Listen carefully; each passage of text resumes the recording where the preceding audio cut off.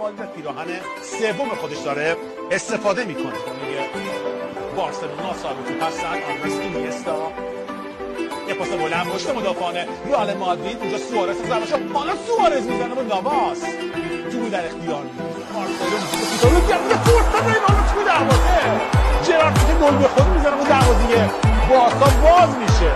چهارمین گلش مقابل رئال میزنه و توی دروازه، بازی 1-1 مساوی شد. زنده گل لیونل مسی. خالی هست برای رونالدو، رونالدو روی پای راست رو میره، چه عالی میزنه کریستیانو رونالدو، چه گلی میزنه و بازی 2-1 میکنه. از فضای خالی پشت پیکه برای رونالدو 3-1 میشن یا نه نمیذاره پیکی دروازه باز که داورم اعتراض میکنه و کارت زرد رونالدو اخراج میشه. حالا کریستیانو هستیم 3 در مقابل 3 هستن. خود لوکاس واسکز برای آسنسیو واسه خوشگل میکنه. رونالدو چه محکم میزنه توی دروازه. درسته برای رئال آسنسیو دروازه رو باز کرد.